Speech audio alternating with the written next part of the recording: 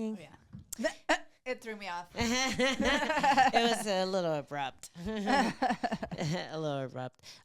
Before we get to our fan questions, we have a big announcement from Duelbits. We do. Yes, apparently Duelbits is offering a way that you can pick your own thing to bet on. Mm-hmm. Yeah, so if you say, what's the chance of a strawweight 69 in the next strawweight fight? Over, under, plus, I don't know. 125. Yeah, plus 125, negative like 700, definitely going to be a strawweight 69. And then you can send that to Duelbits via their, what's it called? Their app. Their Discord Mm-hmm. or their, what is it called? This is horrible. This is a horrible. I don't have my phone, Telegram. so I can't help you. Telegram via their Discord or Telegram, and send them your custom ideas for something to bet on, and they will send you a price on the betting odds. So the team of experts will say, straw at 69. Well, they're two strikers, so probably not going to happen. We'll give you a negative 200 plus 150 odds for that to happen, and then you can bet on it. So they'll put it on the platform and you can bet on it that way. I think that's pretty cool, right? Absolutely. Yeah. What would you pick? For a strawweight 69? No. Oh. Like, what's something that you would go for? I would go for it could be like a headbutt. It could be a nut shot. Yeah, that would be fun. Or you could say something simple like Sean Brady would be able to submit Gilbert Burns within 1 minute of the first round. Mm-hmm. Like, what are the odds of that? And you send them your custom bets, and then they send you back the odds, and then you can play them. Yeah, I love that idea. Mine would be all fouls. Most likely to end in robbery via decision. Oh, plus like negative 1,000. I still forget how the odds work, but basically it's a sure thing. Because of the decision.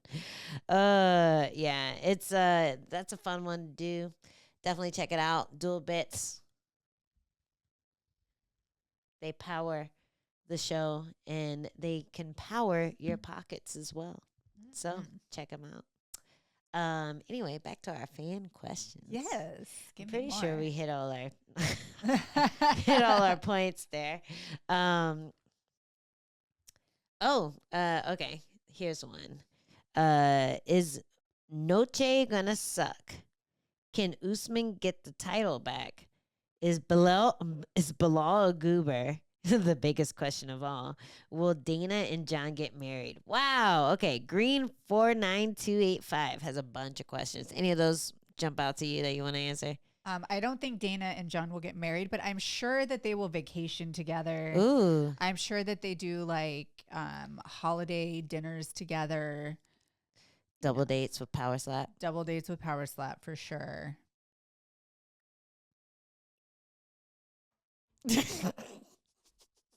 Hey, you said it too, so I'm not gonna be the only one cut for saying that. I can't believe you said that.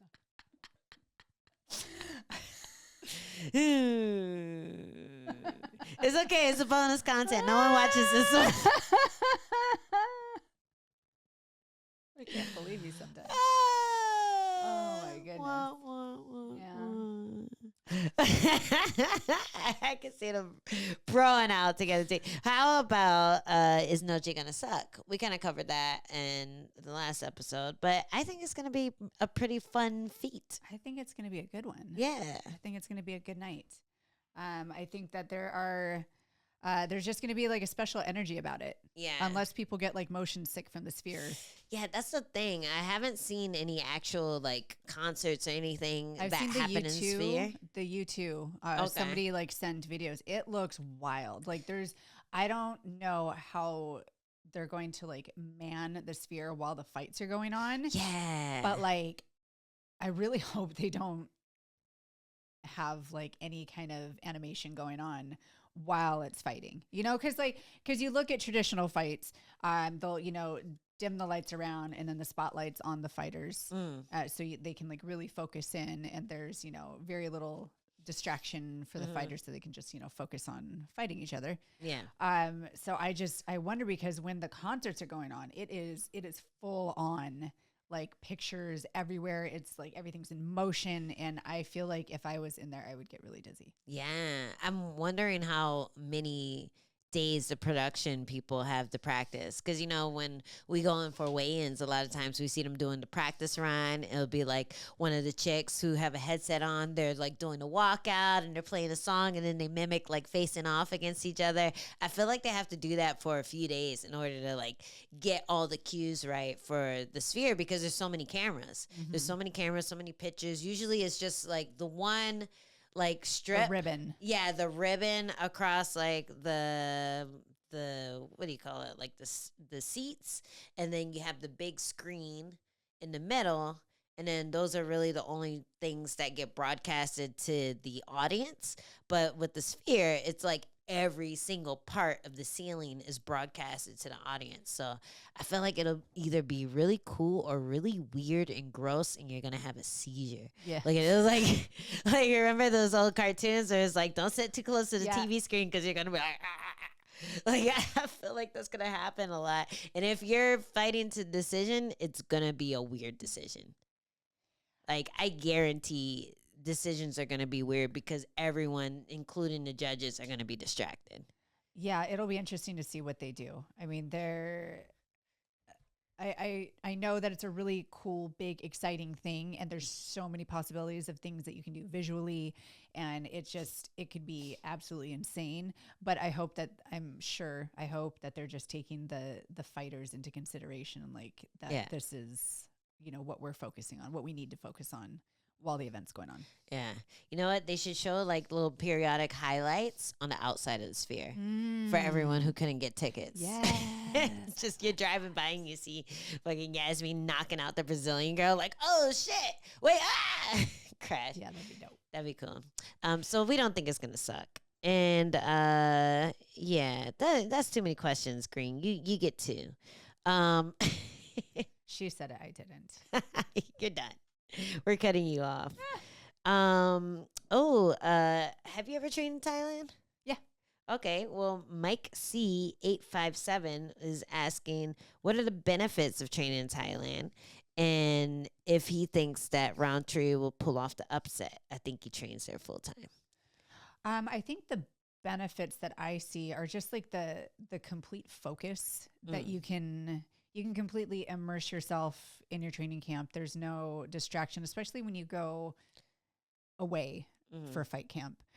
Sometimes like the day-to-day things, it's just a little bit easier to get distracted. It's a little bit easier to, get sidetracked. But there, I think that you can really focus. It's hard training. I'm sure that he has a whole camp around everything that he needs. I think that it's just important to kind of isolate so that there's nothing else that you need to focus on. Well, Cyborg is famous for getting her benefits from Thailand. Well, easy. Yeah. Brazilians. So another benefit is that it's hard for USADA to get out there, or NUSADA. I'm not sure who they are now, but it's hard for them to get out there. It's easy to avoid them if you are on a regiment out there. It is outside of the U.S. in general. Outside of U.S., I don't automatically expect people to be on it, but I know if you wanted to be on it out there, you definitely could. You could just go to the grocery store. Yeah, go to a grocery store, go to the side guy. There's like a guy with a little table outside of the gym with all the things that you need. And there's also a person to distract the agents when they come. So like, oh, she's at the beach. I don't know where she is. Oh, I don't know. So Rountree did get popped for something that he took inadvertently. That was for DHEA. That's the same thing that I accidentally took and reported. So it's very common, the thing that he got popped with. And that's like a thing that people have been talking about a lot with that announcement. They're like, how does this guy get the opportunity after that happened? Well, because I mean, one thing aside, like doctors, like a doctor prescribed it to me. He recommended it to me. A doctor recommended it to him. This is something you can get over the counter. It's not, you know, an anabolic steroid. It's just something you can get over the counter and something. And why does it raise red flags? Because they say that it's to help you recover faster. It's to help recovery, and they say that it can elevate your testosterone levels so that you can, recover in between training sessions a little bit faster. But there's not a whole lot of like crazy scientific data that says that it's as I don't know, as helpful as everybody makes it out to be. Mm-hmm. It's one of those things. But when I was taking it, I was new. It was like really new in the testing pool, and I thought I was taking something else. And when I took it, I believed my doctor, and I didn't know that I was cheating. I didn't know I was doing anything bad, so I wrote it down on my intake form. On the claim for a few fights, right? And then eventually they were like, "Oh wait." No, I think I got tested twice and I wrote it down, or once, but I know that I'm really bad at taking supplements, so I wasn't. It's not like I was taking it for that long. Yeah, but I was suspended for 18 months for that. Luckily, he was only suspended for 6 months because that seems a lot more fair of a sentence, to be honest. Especially for an unintentional use, but USADA wanted to use me as an example. Yep, this sucks. Yeah, USADA, how could you? You should have been trained in Thailand. I know. They never would have found you. They never would have gotten you. So yeah, I agree with the focus thing too. That there's a lot of it's just so cheap out there. So you can just live off of whatever you saved up, not break the bank. The biggest thing that you pay for is plane ticket out there. You're living there, fighting there. You have coaches that you can pay like $5 a session. You can focus on your own self. You don't have to be in the big class where you see like 1 million people training on the mats trying to, have a traincation or whatever. You can just have your private sessions, go relax on the beach, eat, come back, more private sessions. It's a nice way to just cut yourself off from the outside world. And I feel like here, you're always going to be bugged with life. Like a lot of fighters go to different training camps in other states for the same reason. Yeah. You go away from your family, you stay at this camp for like 2 or 3 months, and you come out stronger than you would have if you were surrounded by all the distractions. And it sucks to say that your family is a distraction, but it is. No, fighting is a selfish sport. You have to really, you're, at the end of the day, you're the only one out there. You're the only one that can get you to where you need to be. And if people are distracting and pulling you in different directions, it's not conducive to the focus that is required. Yeah. How you like him against Pereira? I see why they made the matchup. I think, there can be fireworks either way. Khalil has power, knockout power. He has highlight reel finishes.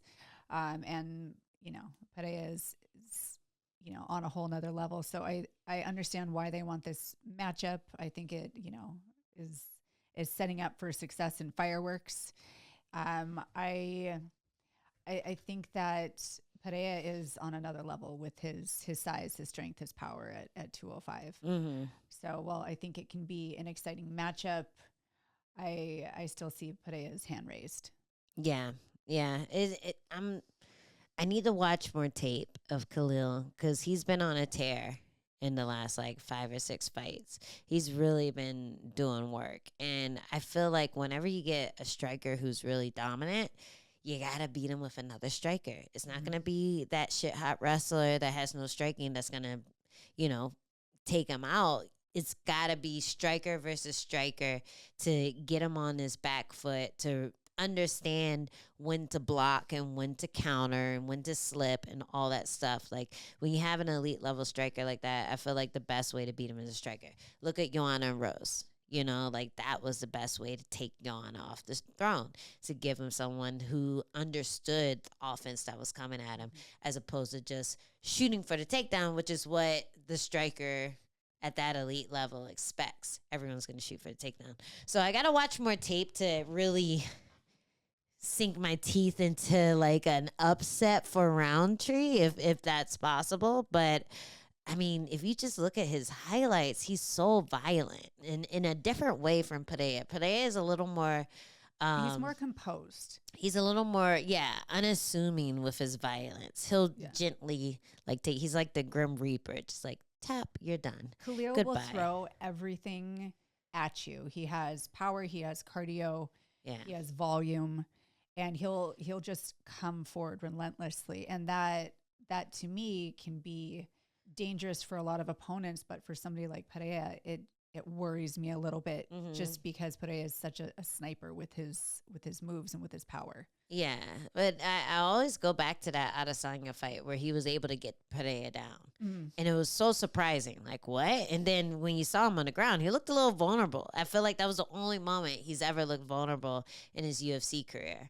I feel like if Khalil's able to mix it up but still lean heavily on his striking, he can make it look like one of those like beat down, give me back my money fights that he loves to do, like kick him in the chest, like just pound on him, that kind of thing. He takes advantage of people being vulnerable. Khalil does, and I think that's the biggest place where Perea is going to be working on, where he's going to be making sure he's never going to be in a good position where Khalil can just get off his nasty like kicks and punches, especially the ground and pound that Khalil does is really unique to MMA. I haven't really seen anyone else be able to pull it off like him. So that's going to be a fun one. I'm so excited for Khalil to pull off the upset, but like the fandom that Perea is going to create from another win, possibly another knockout, is going to be insane.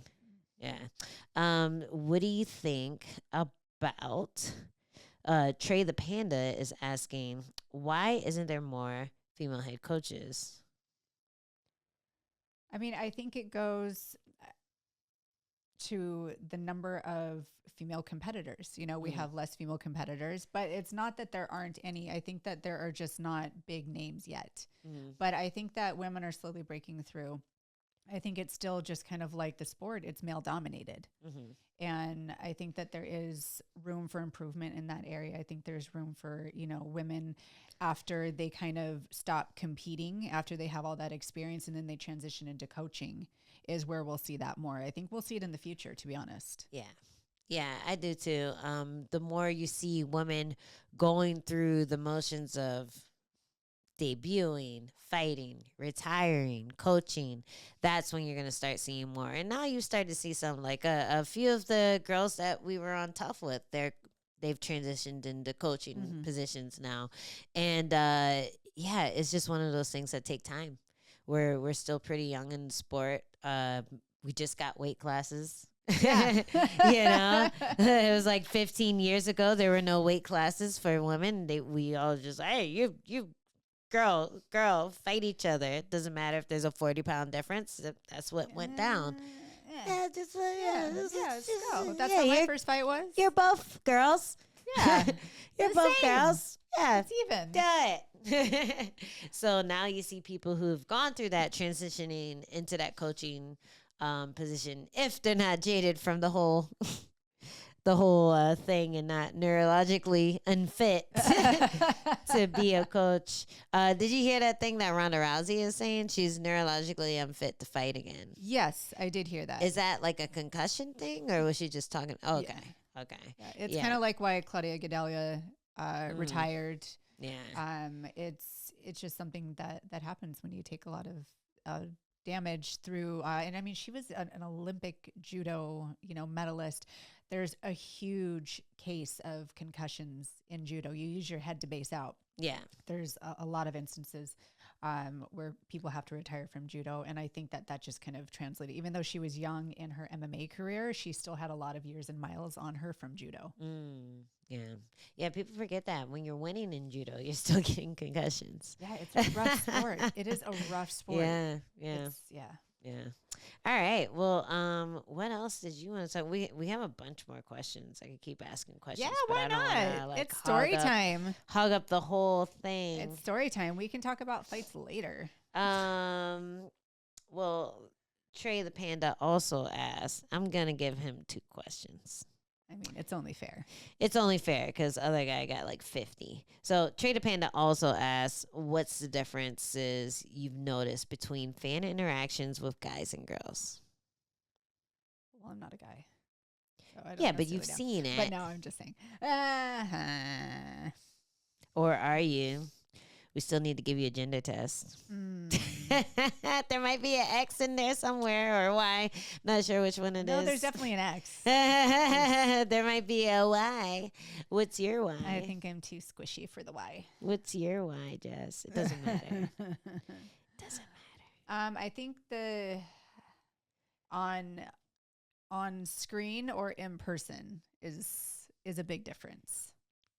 He didn't specify, so tell me what the difference is. Well, if it's, in screen, on the screen, DMs, there's a lot more dick pics, I'm sure, that females get than males get. Yeah. There's a lot more inappropriate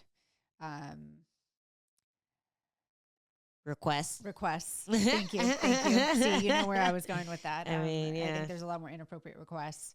Although I do talk to some males, and I do hear that they kind of get similar requests. It depends on the vibe they give off. Fishing off, yeah. Yeah, if you give off that vibe that you're a hoe, then you're gonna get a lot of, crotch shots as well.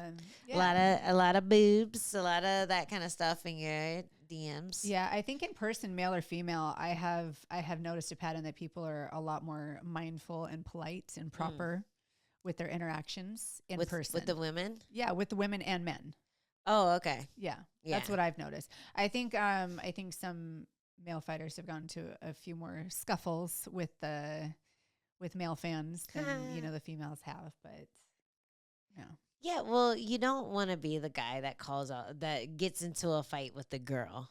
Like, that's never going to look good whether you win or lose. It's still a woman, and you started it because this fighter was just sitting around minding their business, and you decided to be a dick.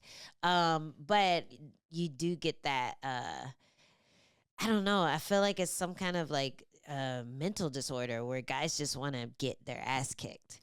Well, we saw like with Marab hopping over the fence at it was the CGI. Yeah. I think he was at the CGI. And then as soon as Marab hopped the barrier and walked up to him, he started being a lot more polite. Weird how that happened.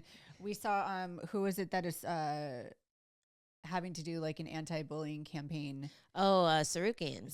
Yeah, we saw him. We saw him charge. I think that male on male fighters, male fans on male fighters, I think they can be a lot more out of pocket. Yeah.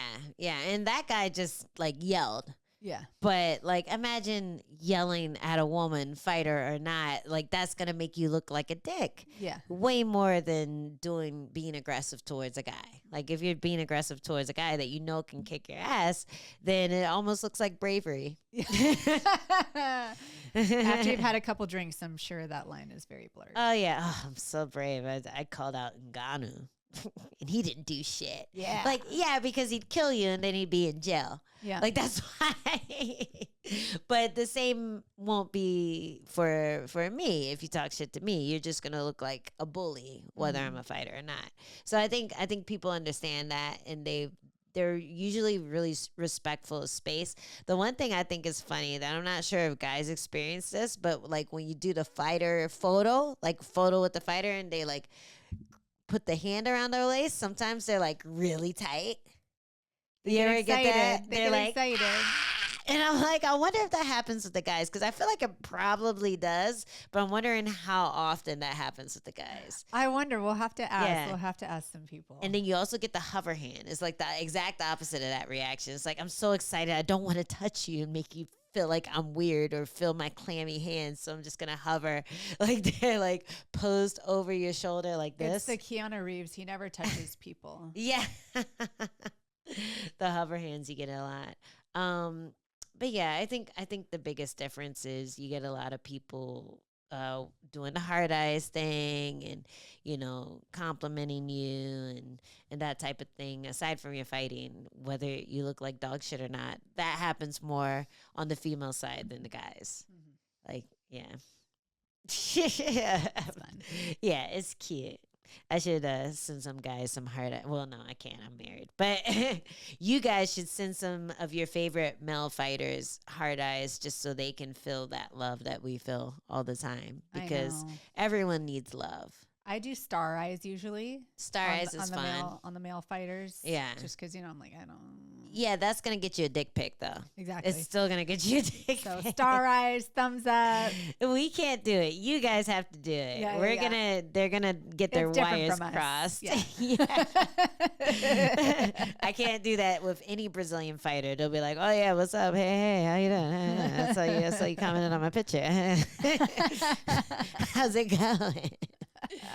But it is nice to be loved. It's like the little spoon thing, you know. Guys love to be little spoon. Sometimes they need to be spooned. Yeah, they're not gonna ask for it because who's gonna ask for that? Who's a real manly man? Everybody But likes compliments. yeah, exactly. Spoon your favorite male fighter. Mm-hmm. They're gonna love you for it. All right. Put a disclaimer under that comment right there. Someone asked what's next for Angela. Ghost UFC. And the thing that sucks is that you never know. Hopefully I don't get cut. But You're not. I'd be surprised, but they've cut, more accomplished fighters than me in the past. So I think whenever you get into this point where you're just kind of waiting, it's good to focus on the things going on around you. Mm-hmm. Like I have you getting ready for a fight. Corey McKenna, she's going to come down and she's getting ready for a fight too, both in October. There's grappling tournaments going on. So there's always like that, trying to get ready for something like that to keep me in the gym, keep me active. And then hopefully I can get one before the end of the year, but it seems like everything's booked up. So I'm hoping that I'll get to mix it up again. I'm trying to fight your girl, Carolina. I would love for that to happen. She's back in the top 15, I think. So I think that would be a fun one just because we're about the same age. Two old gals going at it. Two little grandma looking. Leave her alone. Stop it. We throw hard candy at each other. We can make a knitting circle. And our pre-fight shit talk, we'll just both try to knit faster than the other one. I think that would be a fun fight. And if I'm lucky, maybe I'll get to fight up, but we'll see. Yeah, it's just a waiting game right now. I know there's a handful of people who don't have fights announced yet. And so I'm looking at all those people. Lemos is one of them. So I'm like, wanna do it again? Wanna do it again? And there's a handful of people in the top 15 that would love to fight, but we just gotta see how things shake out. I also have my list of upcoming strawweight fights. So we'll see if any of those girls can't make it to the finish line. I'll be ready for them because I'll be training with you and training for jiu-jitsu shit. And yeah, just train all day and enjoying my new house. Yeah. I'm like, we still got to figure out what the new setup is going to be. What do you mean? Well, we're moving locations, and we were talking about our setup. Yeah, this setup, because we're moving locations, and we were talking about doing like a couch thing again. Mm-hmm. So we got to figure that out. Bringing it back old school. Yeah.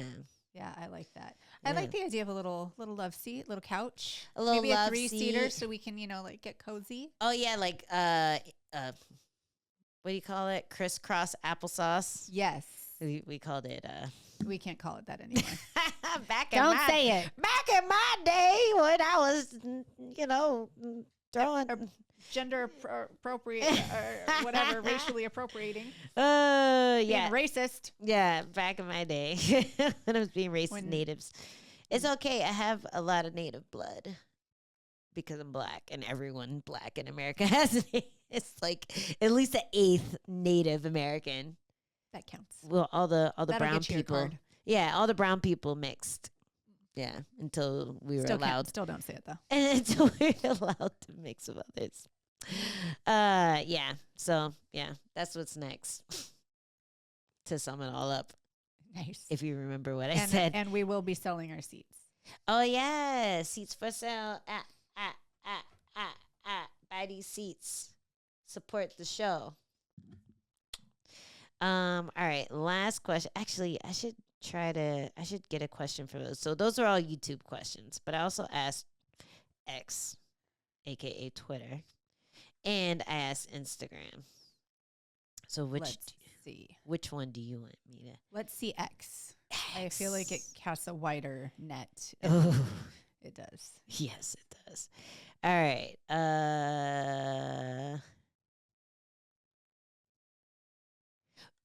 Ooh. Okay. Uh-oh. All right. Douglas Coleman, PhD. Are you really a doctor? Are you? Well, he asked a very educated question. Does being an elite, dedicated athlete mean that you also have knowingly or unknowingly sacrificed relationships with others? Yes. What toll has your career taken on personal life? I'm a single dog mother and horse mother. No. That's what it's done. My choice. My choice. Hey, this guy has a lot of followers. I think he might actually be a doctor. Wow. I mean, not that followers kind of equal doctor? education, but where'd you graduate from? TikTok? I just see that he's followed by a lot of fighters that we know. Okay. He So- probably reaches out to them a lot like this. Yeah, interesting. All right, Doc. Dr. Coleman. Yeah, so elaborate.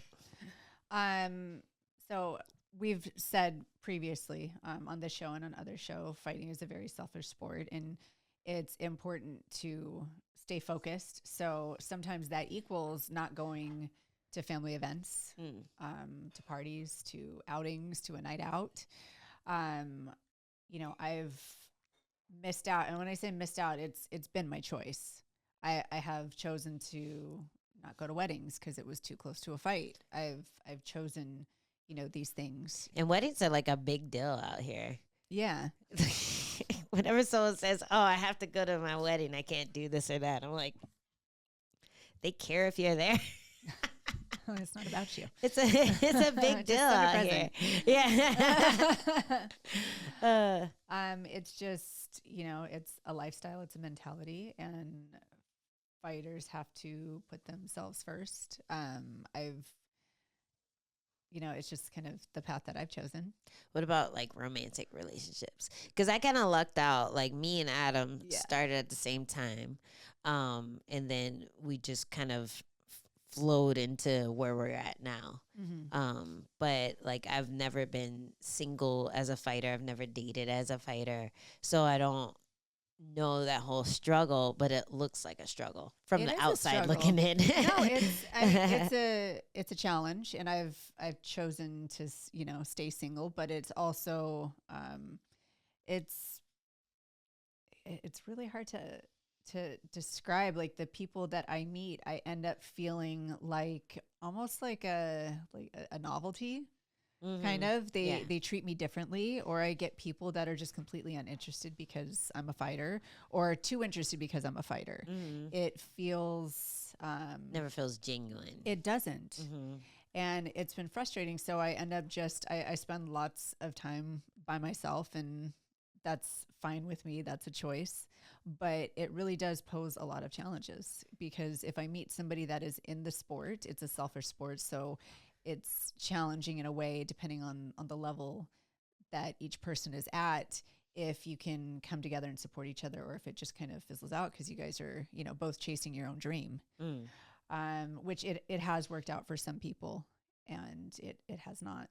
And then for people that don't understand, oh, why can't you, go out and have dinner with me? Why can't you go out here? Why don't you want to go out? It's like I end up turning down a lot of opportunities because I would rather focus on myself, focus on training.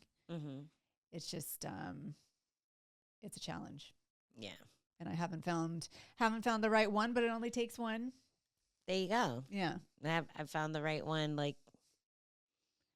Were you like 15 years now? Well, it was 2006 when we first met, Mm. and then like he just stuck around. He never left. Couldn't get rid of him. Uh, but it does both when it comes to my relationship. Like it like puts stress on it, but it also strengthens it. And like I think a lot of relationships wouldn't have survived what we went through being in the fight world and like training together. Like even from the first day that we sparred each other when we first started training, you know what I mean? And like the first day we loved it. Then a few months down the road, like we'd have a huge argument because either Adam was going too light or going too hard with me. You know what I mean? Like little stuff like that can stress out a relationship, just adding this whole fighter aspect into it. And then you have like the struggle when it comes to like who's being more successful, and then like there can be like feelings of self-worth wrapped around that, like, oh, you're thriving and I'm not, what does that mean about me, or vice versa. And then once we transitioned into where we're at now, where it's like Adam's more of a coach, I'm the fighter, then it's like, okay, there's this power battle because I'm also the wife. But when I'm the fighter, I have to be the fighter. And sometimes I forget my hat. You know what I mean? And, that's pissing off the husband and the coach. So there's a lot of there's a big balancing act that happens with that. And it's work, it doesn't just happen easily. It's not like a magical, like, wand that we can, use. Like I can't just shake my ass and then he's like, all right, I forgive you.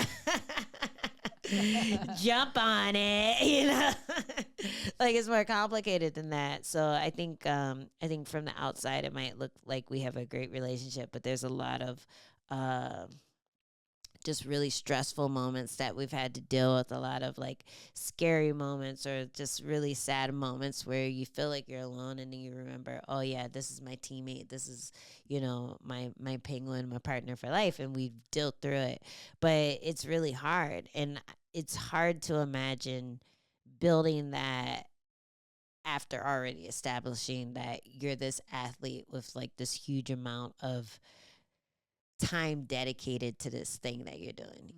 Like if you have a 9 to 5, I feel like there's a lot less demand for your attention and for your energy. If you're a fighter, it's like a 24/7 job.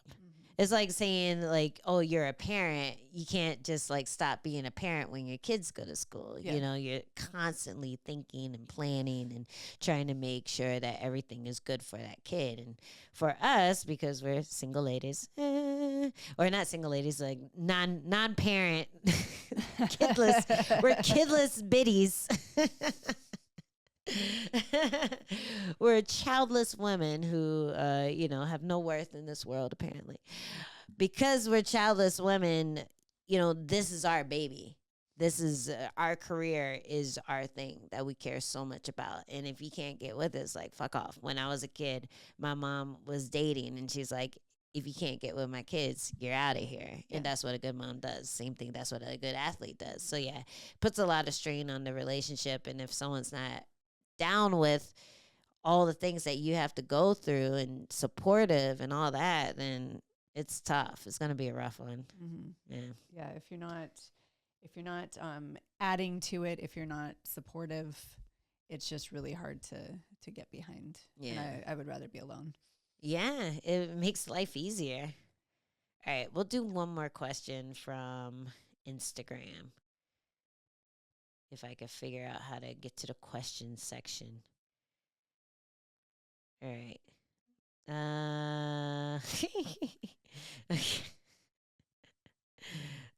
These are all horrible questions. Oh, Jesus. Yeah,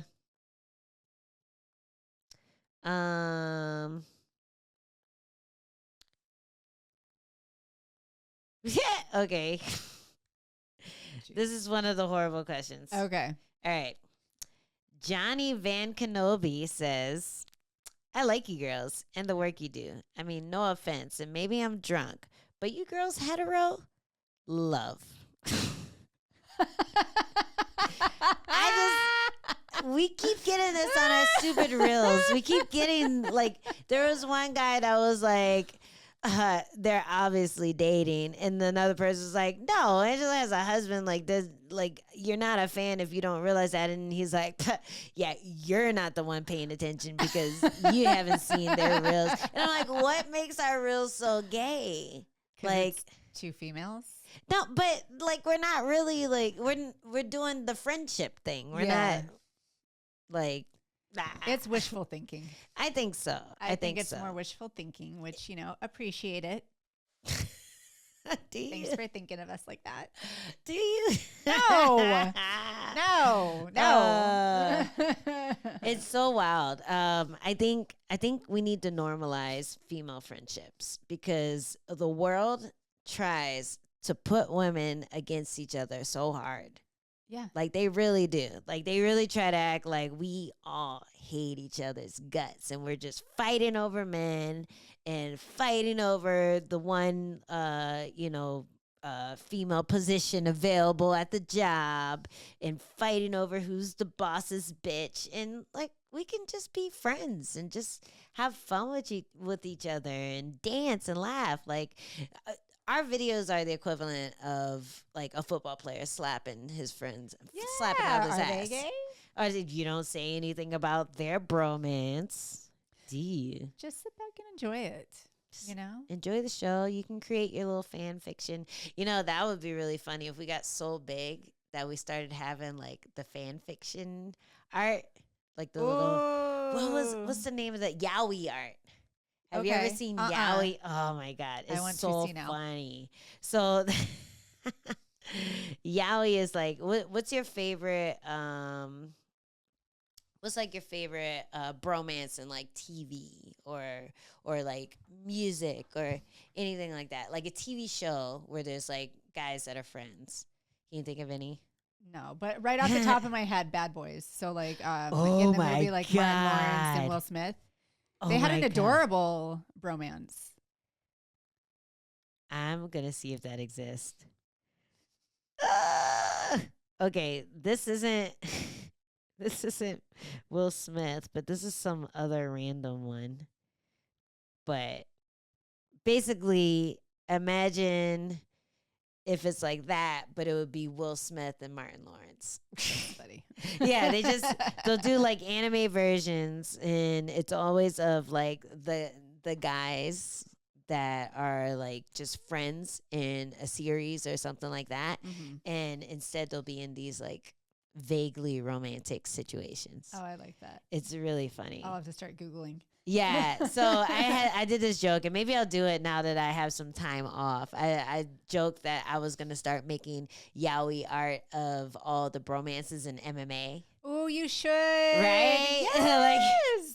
There's some I think great it'd be ones. so cute, like Aljo and Marab like showering together, and he's just like, drop the soap, bud, and Marab's like, thank you, brother. Like it's always subtle. Like it's not subtle, but it's always like they could be straight, but there's a hint of too much familiarity. Mm-hmm. That's you can't just overtly just have them screwing each other. Yeah.